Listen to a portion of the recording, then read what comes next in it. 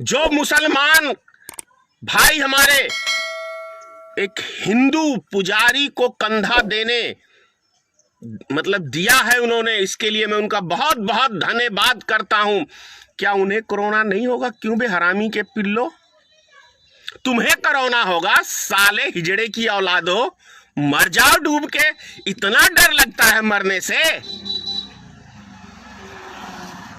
सनातनी धर्म के ठेकेदार है हम तो।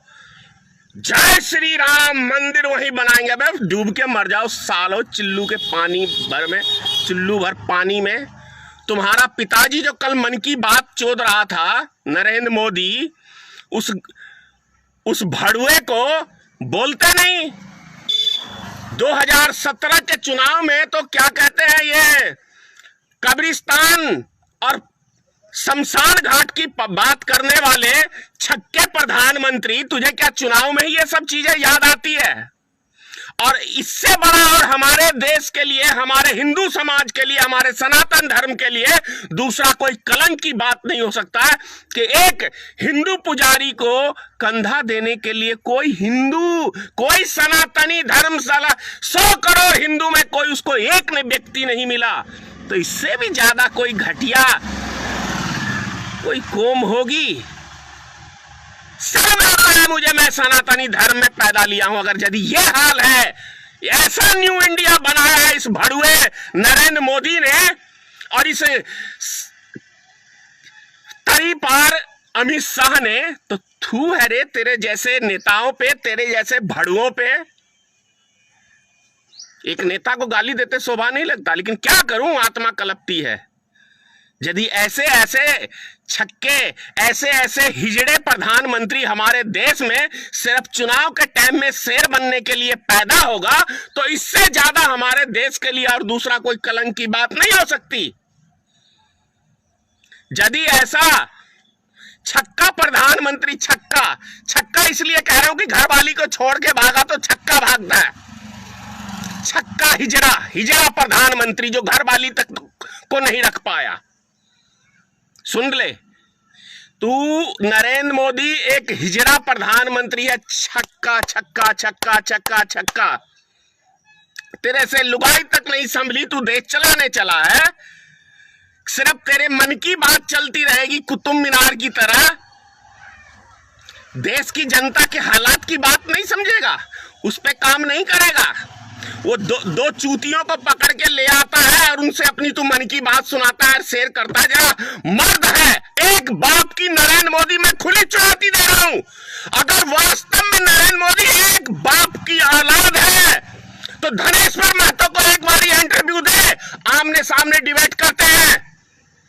एक बाप की औलाद है यदि नरेंद्र मोदी, एक बाप की औलाद है अमित शाह, तो एक बारी एक इंटरव्यू हमारे साथ भी करके देख।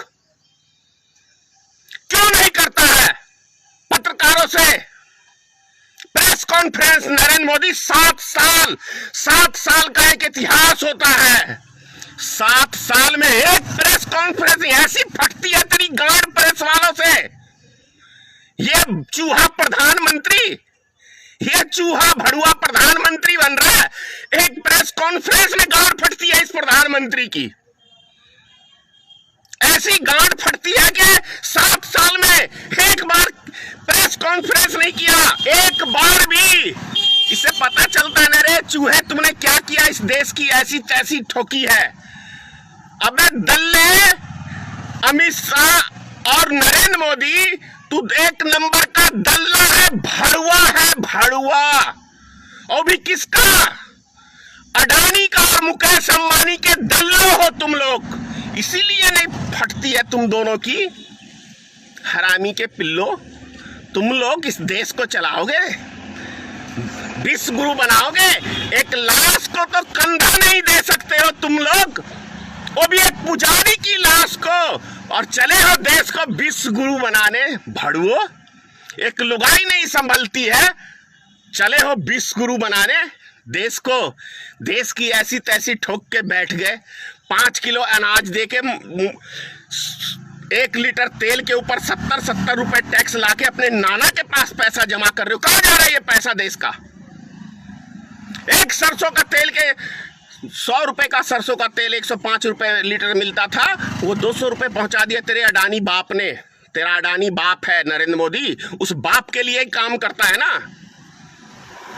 नरेंद्र मोदी का असली बाप मुकेश अंबानी और अडानी है, ये दोनों इस बाप के लिए काम करते हैं। चल अरेस्ट करना, मैं इसलिए गाली दे रहा हूं, कर अरेस्ट मुझे भी, इसीलिए गाली दे रहा हूं क्योंकि तुझे अच्छे व्यक्ति पसंद नहीं है। जो समाज के लिए काम करे, पप्पू यादव काम कर रहा था, उसको जेल की हवा दिखा रहा।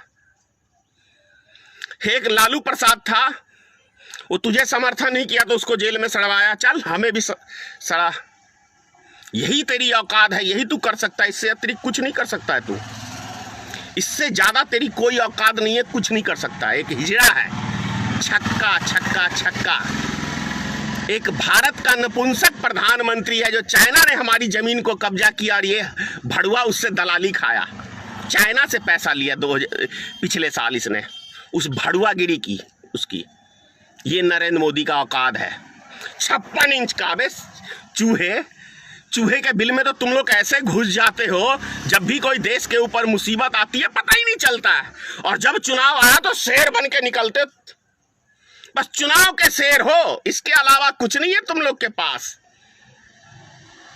सारा रिजर्व बैंक कंगाल, बैंकें कंगाल, देश का सारा सोना गिरवी रख दिया, पूरी दुनिया से तुमने कर्जा ले लिया, देश के एक एक नागरिक को गिरवी रख दिया।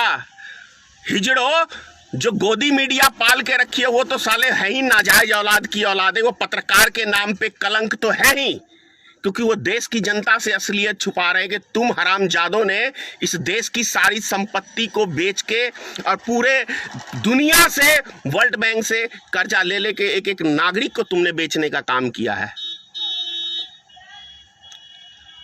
जानते हो क्यों आज दिल दुख गया?